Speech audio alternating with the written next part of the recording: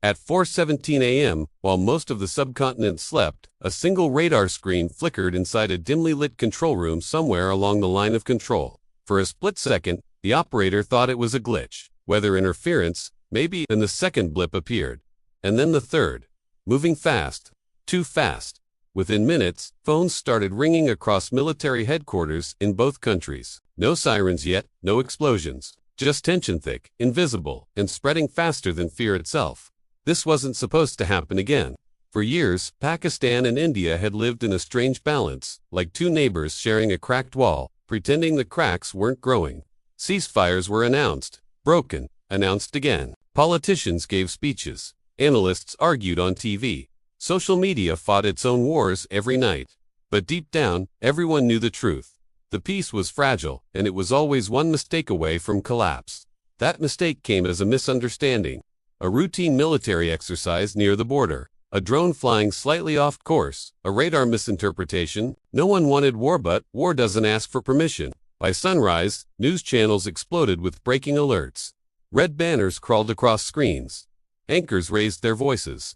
Words like retaliation, response, and national security were repeated so often they began to lose meaning. Markets dipped. Flights were delayed. Parents checked their phones while making breakfast, pretending not to panic in front of their children. Along the border villages, people felt it before they heard it. The ground trembled, not enough to knock things over, but enough to make hearts race. Farmers paused mid-step. Birds scattered from trees. Old men who had lived through previous wars felt a familiar chill run down their spines. They had heard this silence before, the kind that comes right before everything changes. Then the first shot was fired. Not a dramatic missile.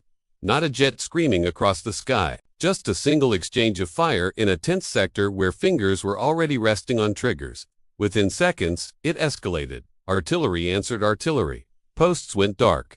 Radios crackled with urgent voices talking over one another. By noon, both governments faced the same nightmare decision. Respond and risk everything, or hold back and look weak to millions watching at home. Neither choice felt safe. In New Delhi, emergency meetings dragged on as advisors argued in circles. Maps were spread across tables, marked with arrows and colored zones. Every arrow represented lives. Every zone represented consequences that could spiral out of control. In Islamabad, the atmosphere was no different. Calm faces hid exhausted minds. Generals spoke carefully. Politicians weighed every word. One wrong sentence could inflame an already boiling public mood. Outside these rooms, the world was watching. International leaders issued statements calling for restraint. Stock markets reacted instantly. Oil prices twitched upward. Satellites shifted their gaze toward South Asia. Analysts dusted off old playbooks labeled with a terrifying phrase, "Nuclear flashpoint." For ordinary people, war didn't arrive as strategy or doctrine. It arrived as uncertainty. A university student in Lahore wondered if classes would be canceled. A shopkeeper in Amritsar debated whether to close early. A mother near the border packed a small bag without knowing why, just in case. Social media turned into a battlefield of its own. Hashtags trended, old wounds were reopened. Fake news spread faster than facts. Videos with dramatic music predicted doom. Others claimed everything was under control. Nobody knew who to believe. As night fell, the skies grew louder. Jets roared overhead on both sides, unseen but unmistakable. Air defenses were put on alert. Fingers hovered over buttons that had not been pressed in anger for years. Each pilot knew that one miscalculation could ignite a chain reaction impossible to stop. And somewhere, far away from the noise and politics, the soldiers on opposite sides of the border stared into the darkness, realizing something terrifyingly simple. If war truly began this time, it wouldn't be like before. It wouldn't stay limited, it wouldn't stay controlled, and it wouldn't spare anyone. The question was no longer if things could calm down. The question was whether the next 24 hours would decide the fate of nearly 2 billion people. Night didn't bring calm, it made everything sharper. Along the border, darkness erased landmarks, turning fields and hills into unknown shapes where imagination filled the gaps. Every rustle sounded like movement. Every radio crackle felt like a warning. Soldiers who had trained for this moment their entire lives suddenly found themselves wishing it would never come. At 2:03 a.m., a fighter jet crossed an invisible line. Whether it was deliberate or a navigational error would be debated for years. What mattered in that moment was perception. Radar locked on. Alarms screamed. A decision had to be made in seconds, not hours. The missile was launched before anyone could stop it. The jet vanished from the screen. Within minutes, retaliation followed. Not symbolic, not restrained. Precision strikes hit military installations deep inside contested zones. Explosions lit up the night sky like violent flashes of daylight. Windows shattered kilometers away. People woke up screaming, unsure if it was a dream or the beginning of the worst day of their lives. News channels dropped all pretense of calm. Anchors stopped pretending this was just another border skirmish. The word war appeared on screens without question marks.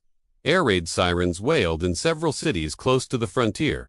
Streets emptied, shops slammed shut, families huddled inside homes, lights turned off, phones clutched in shaking hands. Emergency messages buzzed across networks, instructing people to stay indoors and avoid windows.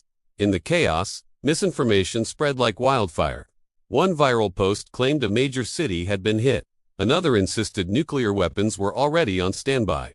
Panic buying emptied grocery stores within hours. ATMs ran dry. Fuel stations saw lines stretching for blocks as people tried to flee without knowing where to go. Governments urged calm, but calm was already gone.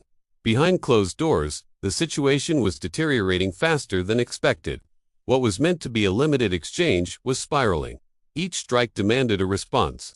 Each response raised the stakes. Commanders warned that air defenses were being stretched thin. Intelligence reports contradicted each other. Time was slipping away. Across the border villages, the war was no longer abstract. Houses collapsed under shelling. Livestock scattered or lay motionless in fields. Ambulances struggled to reach the wounded as roads became dangerous corridors of chance. People who had no role in politics or strategy paid the price first. A father carried his injured son through smoke, not knowing which side fired the shell that changed his life forever. An elderly woman refused to leave her home, whispering that she had survived the last war and would survive this one too. Meanwhile, the world held its breath. Emergency meetings were called at the United Nations. Diplomats spoke urgently into microphones, carefully choosing words that balanced concern with fear. Powerful nations pushed for immediate de-escalation, not out of kindness, but because everyone understood what a full-scale war here could trigger. Satellite images showed increased troop movement. Missile units were naval fleets in nearby waters quietly shifted their formations, and then came the sentence that froze everything. A senior official, speaking at a tense press briefing, used the phrase, "All options are on the table." Markets crashed within minutes, because everyone knew what those options included. For decades, Pakistan and India had built deterrence like a locked door, with a bomb behind it never meant to be opened, only meant to scare it. But deterrence works only when emotions stay rational, and rationality was now under siege. Inside underground command centers, officers reviewed protocols they had hoped would remain theoretical. Codes were checked. Safeguards confirmed. Not because the decision had been made, but because the window to prevent disaster was shrinking. Ordinary citizens felt the shift before any official announcement. Mobile networks slowed under massive traffic. Power outages rolled through border regions.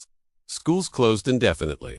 Hospitals canceled routine procedures to prepare for mass casualties. In homes across both countries, television stayed on all night. Parents sat silently while children slept, unaware that their future was being decided by conversations happening far beyond their reach. Some people prayed, others argued. Some simply stared at the screen, numb. By dawn, the casualty numbers began to surface. Not just soldiers, civilians. The realization hit hard. This wasn't a warning anymore. This was real. This was happening. And once blood is spilled on this scale, stepping back becomes harder with every passing hour. As the sun rose over a tense subcontinent, one truth became impossible to ignore. If diplomacy failed today, tomorrow would not look like yesterday.